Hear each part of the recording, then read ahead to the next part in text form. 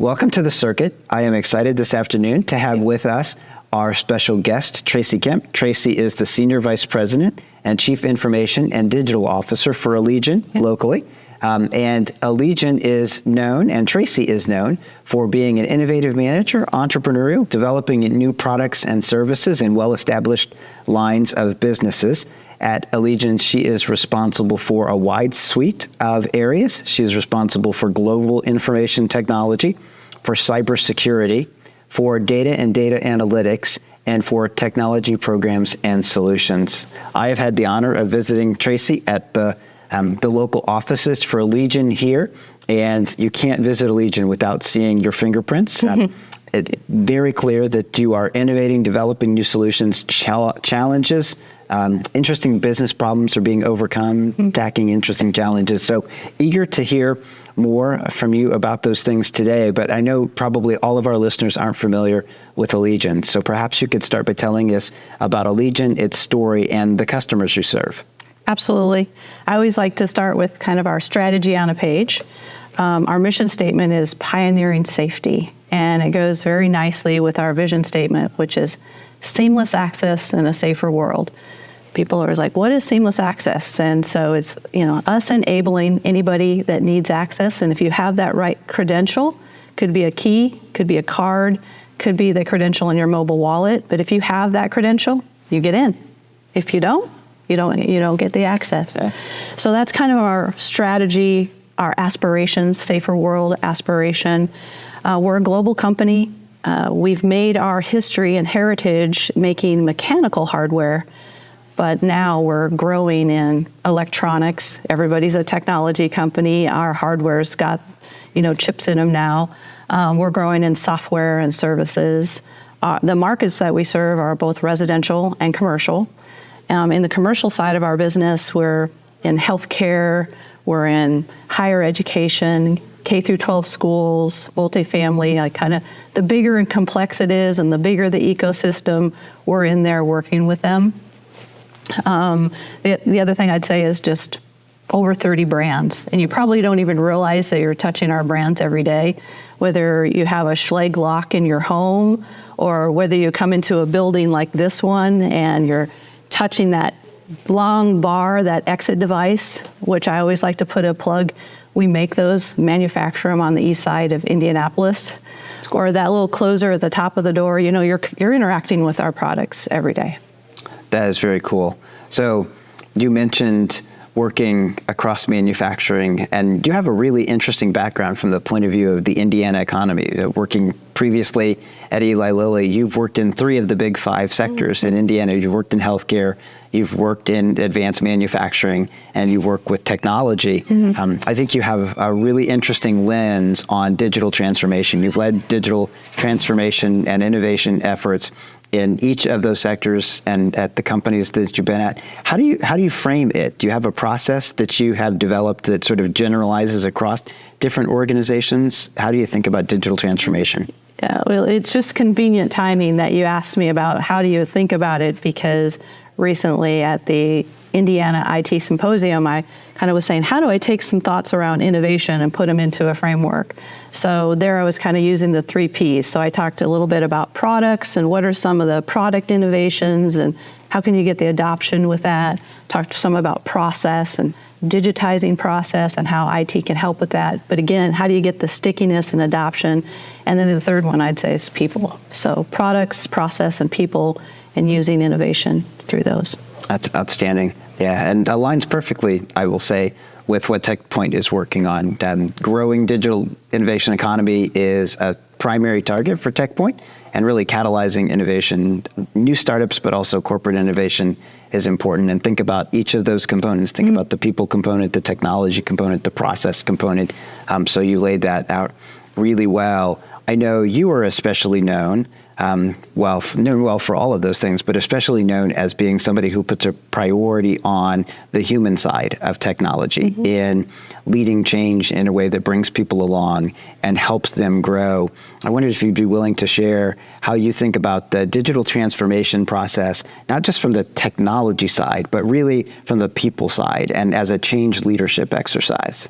Yeah, well, kind of diving a little bit into that people part of it, for me, a big part around technology is making sure that you get the talent. So both under the hiring, attracting talent, and retaining talent is a big priority for me. We always get measured on our employee engagement. So every year I'm working really hard to say, hey, we're spending all the time hiring and attracting the right talent, but how do we make sure that we're going to get them to stay and keep working at technology at our company when there's such a war on talent, they could get pulled to go somewhere else. So spend a lot of time thinking about employee engagement, and then going back to the hiring part of it. TechPoint has been a really good partner for us because the usual playbook hasn't really been working as effectively here in the last couple of years. And so just trying to put some innovative thoughts into how to attract a broader candidate pool, and along with that, more diversity in that candidate pool. And so I just really love the resources that you, Dennis, in particular, and TechPoint have brought to us, like adult apprenticeships and looking at skills-based hiring, and we incorporated one in our group that we call bench roles, but it's really saying an evergreen type of a role where you leave it open a little bit longer, you take a little bit more time looking for talent, you bring them in, even though it's like, you're on the bench. I thought, will anybody want that role? But they do, because they want to get their foot in the door, they want to learn, and then they can get placed into the role where they can add value. So we're still experimenting with some of those, but it's a differentiator this year. Yeah, that's fantastic. So I think this is something we're all learning, that we are at a moment in time where we have to co-create. We have to create our products, our services, our new uses of technology at the same time that we're creating the workforce, helping individuals go through an identity transformation so that they can be successful in a new technology, a new role within your organization. I think you are figuring out that really well. And I want to come back to it tied to some of the things I know you're working on. You're well known for innovative approaches. And I wondered if we could get you to talk about some of the things that you're really excited about working on right now at Allegion. Yeah, as far as some exciting projects, intelligent manufacturing, so bringing digital capabilities into our manufacturing space is something that we're really excited about. One of the things that we're still figuring out is how do we help get that digital IQ kind of up for our manufacturing teams as we're bringing in equipment for them to use that's got more digital capabilities than they have ever seen before. So intelligent manufacturing is a really exciting one.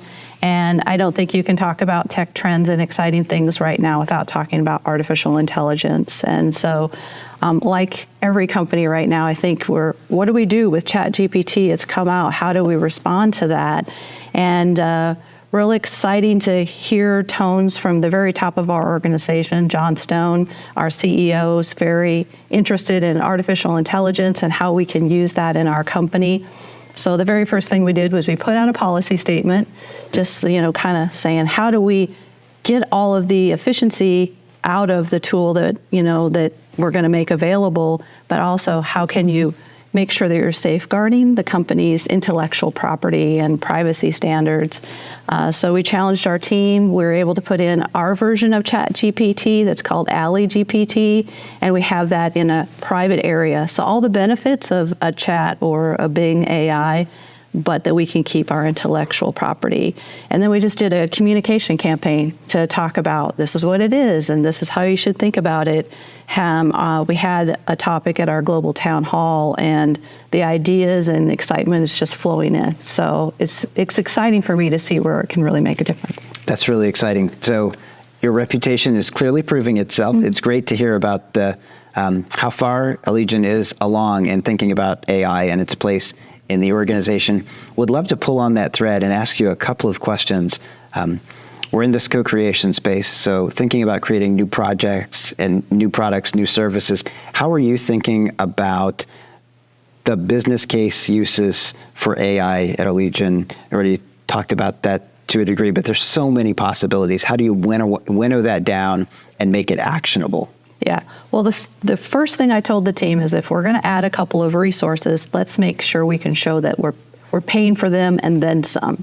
So let's, the best we can, measure the value for everything we're working on, which by definition means the bigger value things kind of go to the top. You were laying out, I'd seen some tech trends that you recently talked about, and you said like customer service is one of those areas that's kind of high on the list and ripe for opportunity with generative AI, and that's one of the ones that's gone to the very top for us. An example would be for a global company, we might have a knowledge base in one language, and then customers that speak a whole bunch of different languages. So being able to chat with a knowledge base in your native language, even though, let's just say mine's Italian and the knowledge base is German, being able to get that answer back in Italian, I mean, the efficiency gained from that in a global company is really neat. So some of our businesses in Europe that have a lot of different languages that they support are embracing that very quickly. The second area that you mentioned was our sales teams and sales reps. Yeah. And we have a repository of a lot of PDFs for our sales reps, so we can immediately put some of these tools on top, and it helps them to find answers quicker. That's outstanding. Makes perfect sense. So I want to ask about the people side as well. I think you can already hear relevant stories kind of in the overlapping areas that you were talking about. Call center teams, customer service reps seeing 25% improvements in productivity. Software dev teams seeing 40% improvements in productivity. And Brent Orrell at the American Enterprise Institute did a blog post based on his data, studied national trends in worker satisfaction, and he believes that the majority of workers are finding more job satisfaction from working with AI rather than seeing it as a threat or having it diminish their job satisfaction. He said the average worker so far is experiencing a 25% increase in reported job satisfaction. So pulling those threads together, focusing on people, what do you think the workforce is going to look like and the implications of AI are going to be? And if you just want to focus on Allegion, that's okay. But what do you see coming for people through all of these adoptions? Yeah, so two thoughts. The one that you were just saying is, seeing more excitement. I would agree with that. As we've been doing our communication campaign and talking about it more at our company, it's not just the tech people that are really excited about it. I think everybody sees how they could apply it in their job. So everybody's rising up with the excitement about how this could be maybe a game changer in their department. And then the other thing you'll hear a lot when people are talking about artificial intelligence or specific with generative AI, they start talking about how this is going to eliminate jobs, and people are concerned. And I think it's going to create more jobs. They're just going to be different. It's going to allow people to work in other higher value areas. And so that still has to play out. We need more of the data and metrics around that, but it seems that way to me as well. That's outstanding. So I want to ask you a question that comes out of all of the things we've discussed before, which is you often hear, especially from younger people, that advanced manufacturing has become kind of dated. It's unsexy, it's not cool, and yet listening to you and having been able to visit Allegion and see what's going on, you are a first-rate innovation shop. You really are a technology platform company that happens to make stuff. How do you think about Allegion? Do you see the company that way? I guess would be part one of the question. And also want to ask, how do you think we can tell that story so folks do understand that advanced manufacturing is deeply technical, it's highly innovative, highly entrepreneurial today, and probably something that they would be really excited about working in? Yeah, absolutely.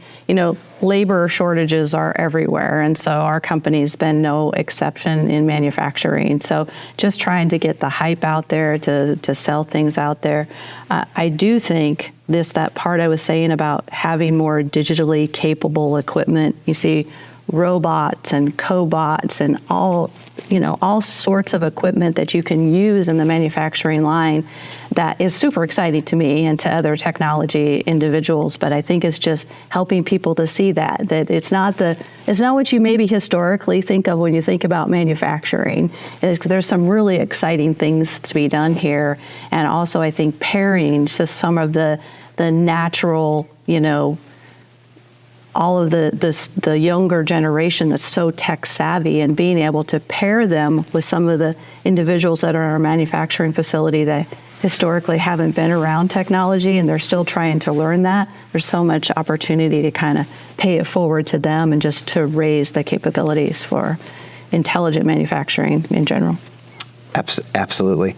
Yeah, I think it's a great Indiana story. Here we are in so-called flyover country, and Allegion is reinventing what manufacturing is. That's great to be able to say as a state.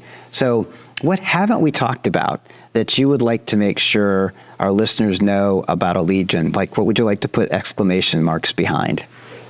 Well, one other thing that I'm just really proud of is the work that we've been doing in digitizing some of our processes that are around our demand creation and construction process.